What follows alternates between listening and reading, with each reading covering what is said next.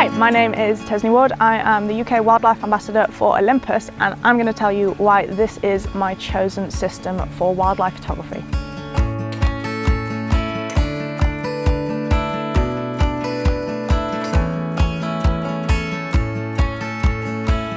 So I think I was at the photography show in Birmingham, and there's all the manufacturers there with their stands, and Olympus just had this insane setup. I couldn't help but go over and see what they had to offer. And especially when you've been invested in a system for so long, you don't really consider what else is out there, but I'm so glad that I ended up having a look and seeing what they had on offer. I think at the time I was really wanting to try and move into video as well. And the system that I had at the time simply wasn't doing it for me. So looking at the Olympus and what they had to offer, it looked like a much more suitable camera. And then there were all of the other features alongside, such as the weight, how small and compact the system was. It was just the whole package that made me think, yes, this could definitely be the camera for me. It's just a fun camera to use. It really brings the enjoyment back into photography. So because it's so small, it's so lightweight, I can take it with me everywhere. It doesn't feel like a chore, and hopefully that ends up with more results because I've got my camera with me when awesome things happen. I really wish that Olympus would shout about this more, and it's the autofocus limiter in the camera. So historically, if I'm doing a bird in flight and the background is really messy and contrasty, the camera will have a natural tendency to want to focus on that. Whereas with the Olympus, I basically tell it, well, the background is about 30 meters away. I don't want to focus on the background, I want to focus on the bird in the foreground, so I tell it not to focus beyond around about 28 meters.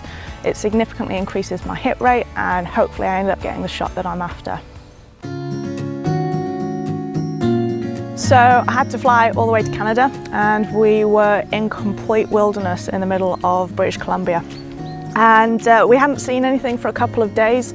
Obviously they have huge territories, they can go where they want. And then on the third day, I remember we saw our first wolf way off in the distance. I was so excited, but there was no photo there whatsoever. So we ended up walking a little bit further up the river, and we sat in the river. It was low tide, so it wasn't too high. And then all of a sudden we were surrounded by 4 wolves.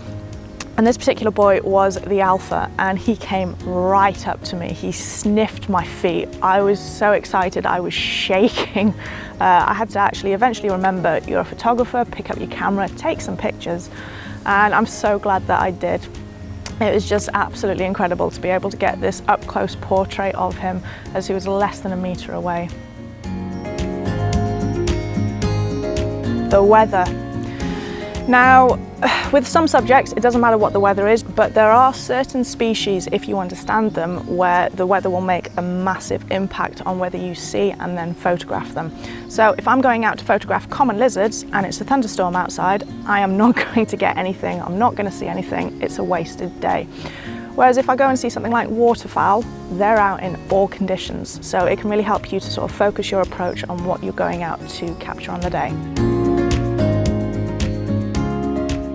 Put the camera down, observe your subject. So I think it's really important to understand your subject, more important than any of the fundamental things about photography. So get out there, put the camera down and just look at your subject. Observe that behavior. You'll pick up on key things that sort of indicators that something's going to happen. That means you can anticipate the shot and hopefully you walk away with a cracking image. The key thing is connection.